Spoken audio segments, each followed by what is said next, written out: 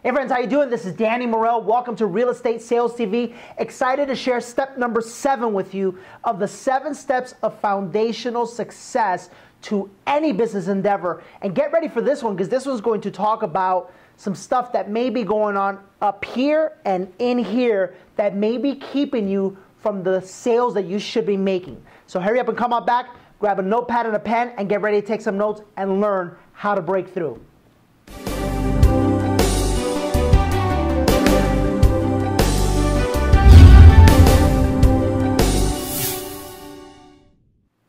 All right, friends, welcome back. We did it. This is step number 7. We've gone through them all right now. What an amazing series of videos to really kick off this station and kick off this channel. The 7 steps of success were some steps that basically I came up with after I really started looking at some of the agents, some of the hundreds of agents that I've personally coached, and the agents that work here at my company. And I started asking myself, what's the difference between kind of like the people who are breaking through and making it happen, and the people that are stuck worrying, how do I break through and make it happen, right?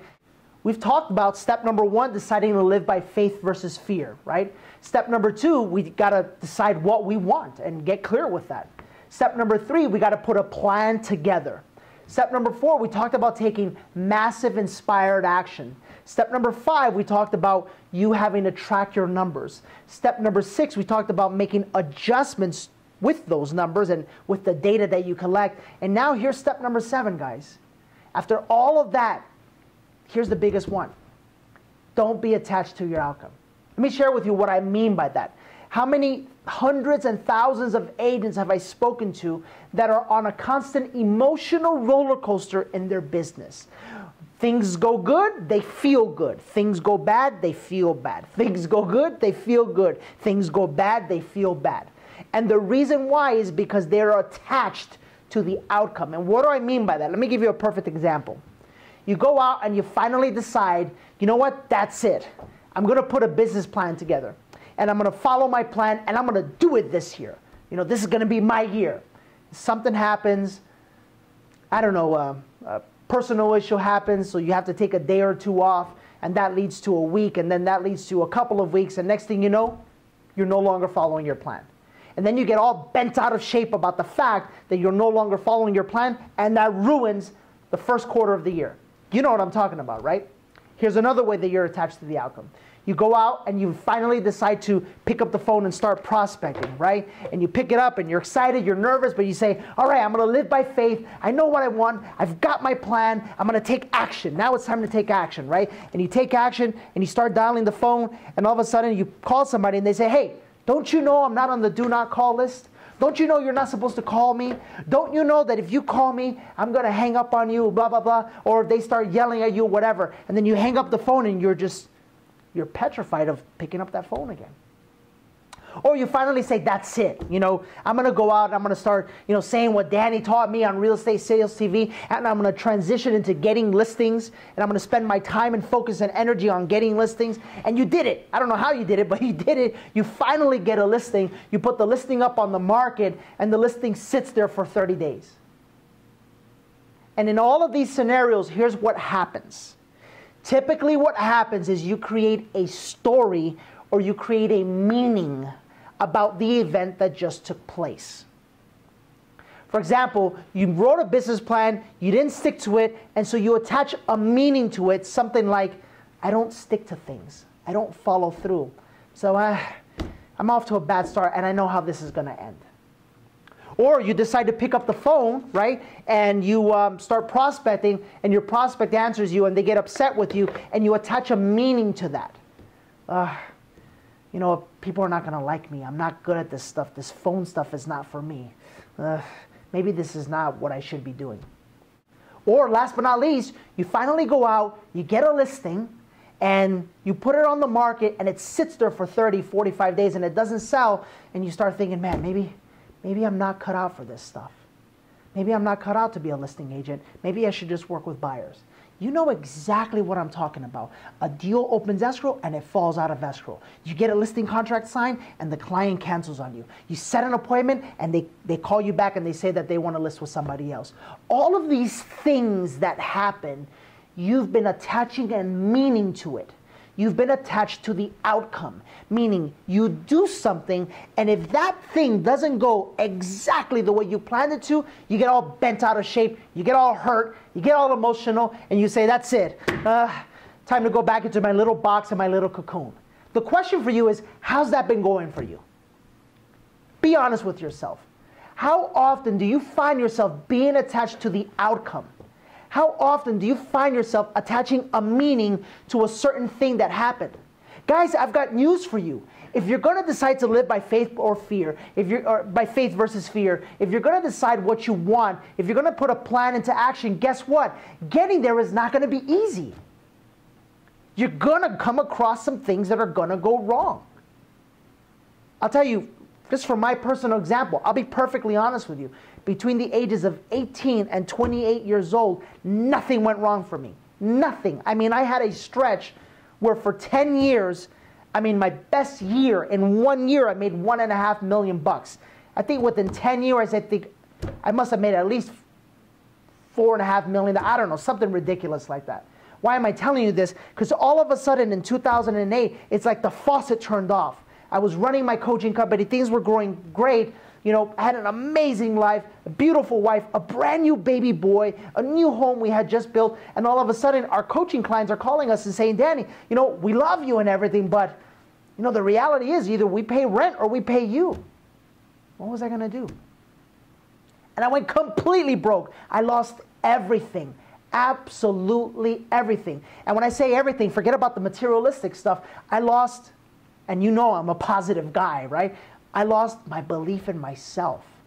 I lost the desire to go for it. I lost my vision, guys. I guess subconsciously I could say I was living by fear versus faith.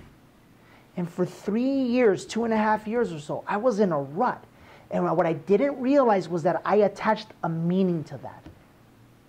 Now, the one thing you've got to understand is what I understood. The day I broke through, I woke up one day out of bed and I said, you know what? What happened was my fault. I accept 100% responsibility. Did the market crash? Yes, it did. Did houses stop selling? Yes, they did. Did mortgage companies go out of business? Yes, they did. But the reality is that if I would have saved my money a little bit better, guess what? None of it would have affected me. As a matter of fact, if I can look at it with an honest pair of eyes, an honest heart, and an honest mind, I could look at it and say, if I was smarter with my money, when the market crashed, I could have bought way more houses. I could have done more things. I could have been in a great opportunity. That's called taking responsibility. See, when things happen, guys, don't be attached to them. Don't make a meaning out of it. Don't create a story out of it. It just happened. Whether it's good, guess what? It just happened. If it's bad, guess what? It just happened. It doesn't mean you're a superstar, and it doesn't mean you suck. Because that's what we do as human beings. We're either way high or we're way low. What I'm trying to tell you is just do your job. Focus on your vision. When the good stuff happens, great. Don't celebrate too much. Push it to the side. When the bad stuff happens, guess what? Fantastic. Don't cry about it. Don't hurt about it. Don't feel pain about it. It's just business. Push it to the side. Because if you don't learn how to not be attached to the outcome, then you'll truly never allow yourself to be in a zone. The type of zone that creates success. That type of zone only comes from a focus that says to yourself, no matter what happens, whether good or bad, I'm not going to attach a meaning to it. I'm just going to keep on working the way I should be working. Think about your career. And think about how, you know what, forget about your career. Think about this last year. And think for a second at how many things happened that were maybe negative that got you all bent out of shape. I would write them down if I was you. The phone call, the escrow that fell out, the appointment that canceled, the flat tire that broke, the relationship that went bad, whatever it is. And think about how much energy and time was wasted because of a negative meaning created to it. You're fine right now, aren't you? You made it through all that stuff somehow, right? Guess what? You always will. Sometimes the things that happen that are bad are going to take a little bit longer than others, but the point is if you have faith, you will always make it through okay. And the best thing is you're going to learn from the example, or you're going to learn from the situation, and it'll make you better. Step number 7 is decide to not be attached to the outcome. And I wish I could spend some more time with you. And in the future, when we have seminars and we do things online where all of us can talk and interact together, we will. But for right now, I'm going to leave you with one tip. And that one tip is go to your nearest bookstore and buy the book, The 4 Agreements by Don Miguel Ruiz. It's an amazing book that I believe if you read will truly help you to handle situations in your life in a much better, much more professional, and a much less emotional way. I think you could tell by watching my videos, I'm a pretty emotional guy, but I know that when it comes to circumstances and appointments and people saying no and so forth and so on, you just kind of got to learn to just kind of brush it off a little bit and keep focused. And when you can get in that zone, the amount of abundance that will come your way will be unstoppable. Hopefully, my friends, you've enjoyed these 7 steps. Hopefully, you're enjoying tuning in on Wednesdays at 1 o'clock.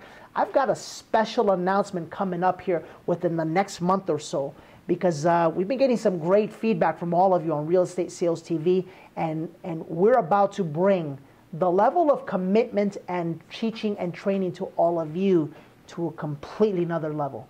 I cannot wait to share with you. But if you haven't seen our videos, go ahead and look at our playlist. We've got videos on skill set, on schedules, on mindset. We've got interviews with top producing agents. And as always, make sure you're here next Wednesday at 1 o'clock. Keep thinking bigger, keep expecting bigger, keep acting bigger, keep receiving bigger, keep giving bigger. Just live a much bigger life and expect much bigger blessings to come your way. We'll see you soon, everybody. Bye-bye.